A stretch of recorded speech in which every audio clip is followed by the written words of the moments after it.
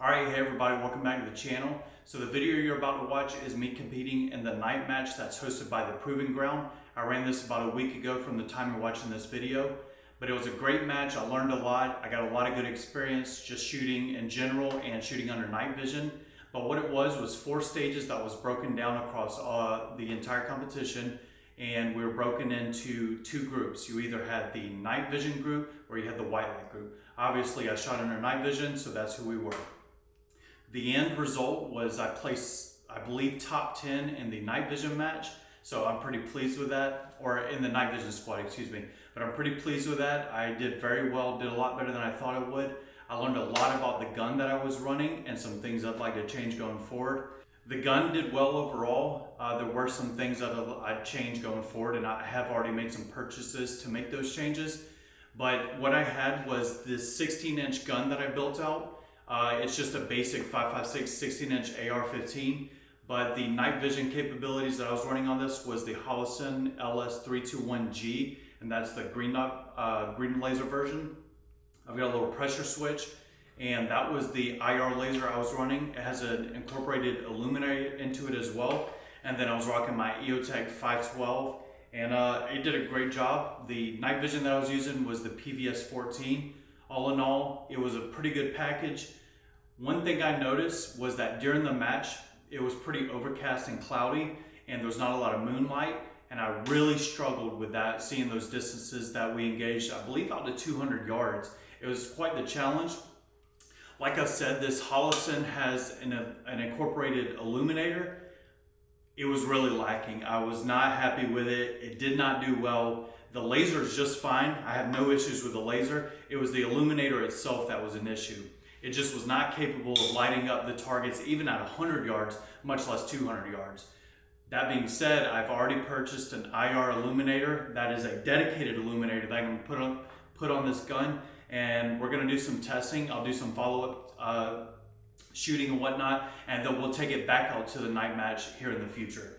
But overall, I'm pleased. I was pretty disappointed with how that illuminator was. It just didn't cut it. I still came in top 10 in the night vision squad that I was in and the division I was in. So I'm pretty happy with that. But let's get into what you're about to watch.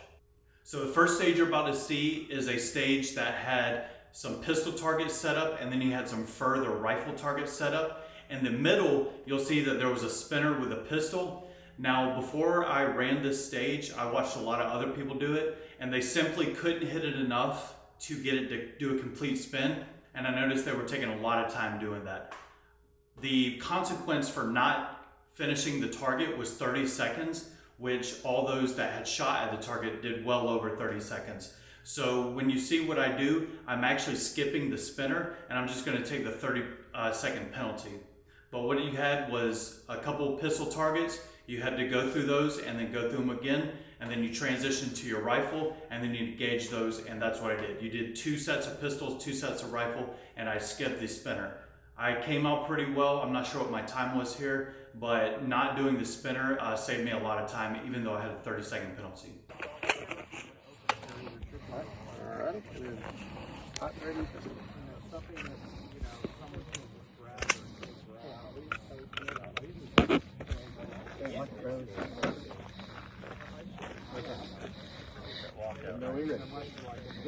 Shooter's ready.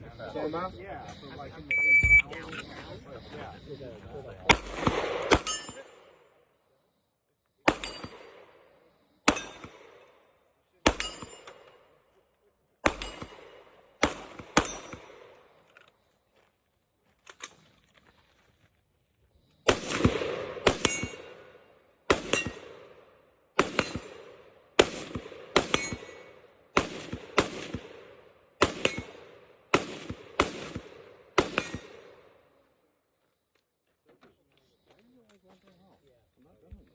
So the next stage you're going to see is a stage where we were on top of a shipping container. So we were about 10 feet off the ground.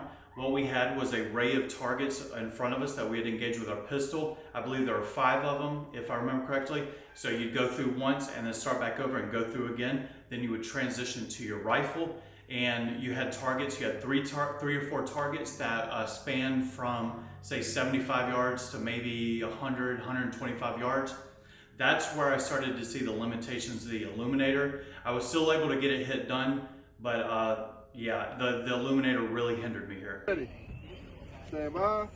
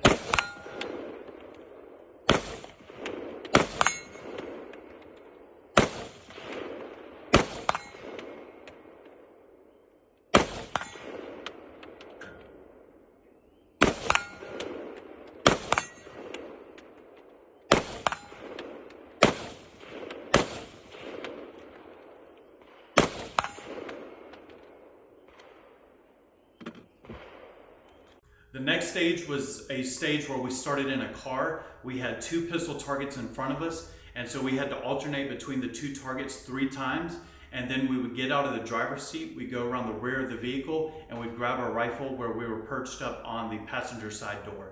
This is where I really got hurt with the illuminator. The stage was set up in a set of trees, so there was literally no light coming in, what little light there was.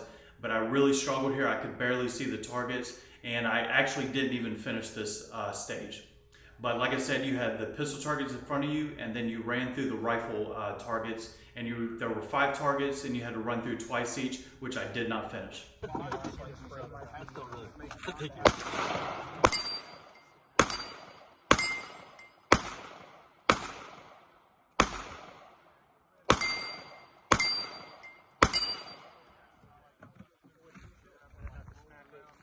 Take the head loose and the shell cap.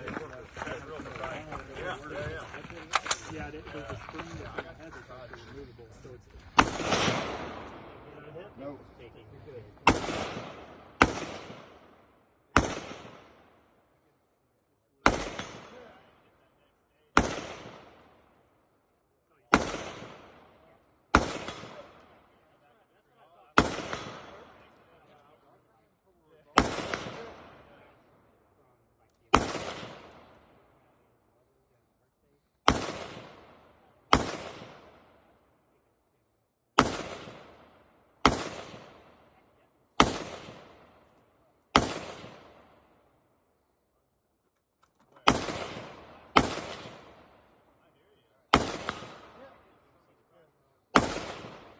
So the last stage you're going to see is a stage that had 2 pistol targets in front of you, and then you had 1 rifle target at 175 to 200 yards.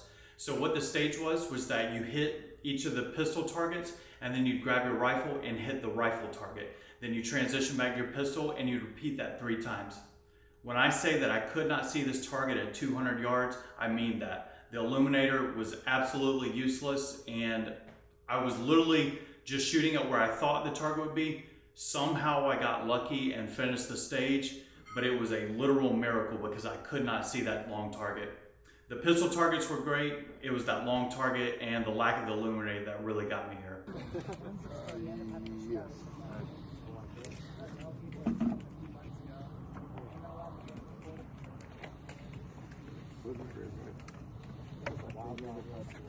Oh man. Again, about forward into chamber. Pistol on open.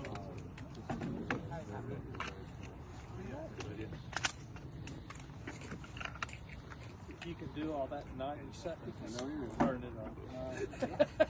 Shooters ready. Stand by. Put a white light on the top of your helmet. Yeah, it's battery pack.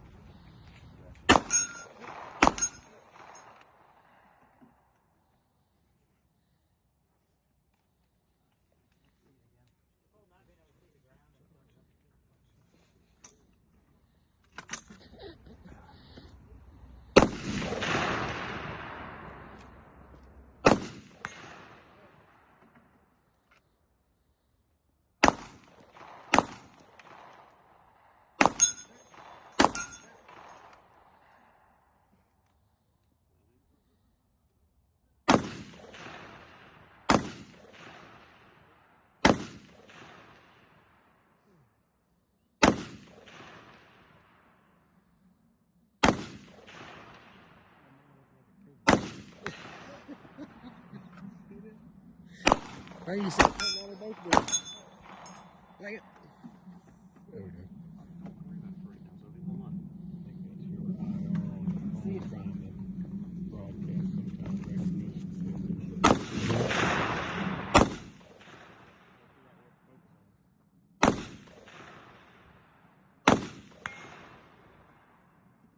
Probably freaking. All right, so that's going to conclude it for the night match that was hosted by the Proving Grounds. All in all, I think it was a great match. We had 4 stages that were set up real nice. Like I said, I learned a lot about my gear, my gun, and the way I'm running things. I've already made some purchases to offset that bad luck that I had.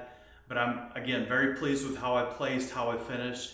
I do recommend getting out and doing these types of things. There's a difference between plinking on a flat range and then going into a competition setting that really, drives you, and it's quite the challenge.